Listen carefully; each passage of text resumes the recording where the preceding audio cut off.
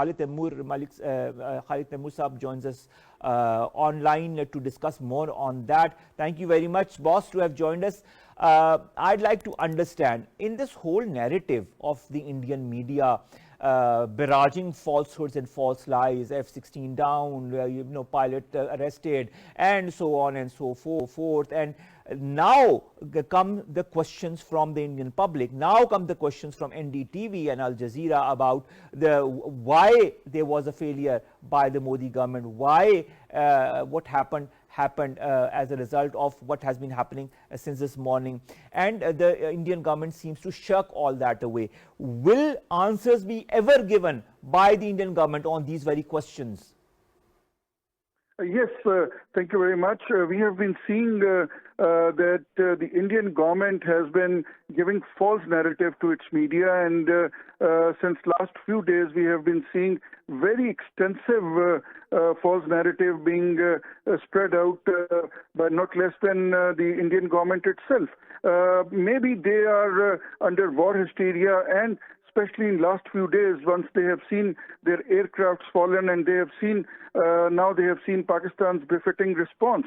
So probably they were not expecting this much from Pakistan, and probably they thought that Pakistan is going to bulge Pakistan is going to bulge in front of them. But they have seen the response of Pakistan. They have seen that Pakistan has nothing to hide. Pakistan is telling the world that Pakistan had not done any sort of previously attacks on the Indian soil. And today, when Pakistan has given a response, Pakistan has nothing to hide. Our media, our official sources, they have shown whatever they have done. And we have given a very clear message to the world that if India tries to raise one finger towards Pakistan, Pakistan is going to give such a response that India is going to remember throughout their life. And now I'm sure that the Modi government must be reconsidering their decisions. And yes, today we just saw a few hours back the Indian military spokeswoman. She was saying that India is ready to ceasefire. And I'm sure that today, sometime by the evening or by tomorrow morning, on the American and the Saudi pressure, I'm sure the Modi government is going to offer a olive branch to Pakistan. But one thing is for sure, that Pakistan is not going to bulge in front of the pressure. Pakistan is not going to give away its sovereignty. Pakistan has given a befitting response, and if India tries to do certain misadventure again, I'm sure that Pakistan government, Pakistan forces, and the people of Pakistan, we are all ready to give them a befitting reply. All right, Khalid Saab, I'd also like to understand a little bit on our capabilities that Pakistan Air Force has very ably shown us this morning. And being a foreign affairs expert and understanding our defense strategies, I think you could be one of the best persons to answer that. How significant are these recent losses? We've talked about during these transmissions many times since this morning. How significant are these recent losses suffered by the Indian military, whether it be the destruction of critical air bases like Udhampur, Bhatinda, Sirsa, or others, for India's overall defense capabilities? And also, the reports of Pakistan's Thunder hypersonic missiles destroying the $1.5 billion S-400 air defense system. Does that show the Indian air defense network's vulnerability to modern missile threats? Yes, one thing is very sure that Pakistan has not targeted any sort of civilian targets. Pakistan has had very precise information about the Indian arsenals, especially those arsenals which had been attacking Pakistan. And today's morning strikes are not only an eye-opener for the India, but also for the complete world, that Pakistan's precision quality of missiles, Pakistan missiles, and our Air Force and all other, even the artillery guns, they have been only targeting those arsenals, those military positions which had been used against Pakistan.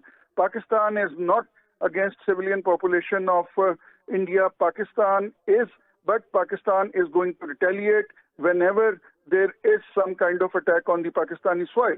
So today's attacks are very, very significant. because the Indian air bases are destroyed, their arsenals are destroyed, and I'm sure up till now the Indian government must be calculating that what kind of damage has been done, and I'm sure that the damage, overall damage is above 5 to 6 billion US dollars, because not only their weapon arsenals are destroyed, but their air bases are also destroyed, and now it's going to take them ages to reconstruct them. So one thing is for sure, that Pakistani military has not targeted any kind of civilian areas, not even one civilian, as the Indian media has reported that a civilian is killed during these airstrikes. These were very, very targeted airstrikes, and a very clear message to India that we know where your weapons are, we know what you are doing, and we know exactly that what your intentions are and what your intentions were. So they should not be in any kind of fool's paradise. All right. I would also like, you were talking about the losses. The losses are 83 billion US dollars, Khalid Saab, as per Reuters is concerned. And of course, the Indian stock market is also going down because of all of these losses that it has entailed. What do you feel that India, as a result of this, is going to, entail a major economic dent? And if so, is this a lesson learnt for India to involve itself as far as false accusations and false propaganda is concerned, or do you feel that India is a country that will continue to propagate what it has been propagating since 2014 under the Narendra Modi regime? No, I think that today's message is very clear to India. And yes, of course, during the BJP's Modi regime, India had been accusing falsely towards Pakistan regarding these false flags operations and many other instances. But since 2014 till today, Pakistan had not given this kind of befitting response. And I think this response will not only jeopardize India's economy, but also this is going to be the last nail in the coffin of Mr. Modi's politics, because he is already on the lowest ebb of his political career. And probably he thought that due to this false flag operation, he will be able to please his domestic audience. But everything has fallen apart. The Indian forces have not fought any kind of war since last probably 30, 40 years. But Pakistani army has been in active war since 9/11. We have been fighting terrorism, and each and every soldier is battle hardened. So Indian Army and Indian Air Force should rethink before attacking again Pakistan that we are a battle-hardened army. We are not like them, that we have not been staying in the barracks since last 20, 30 years.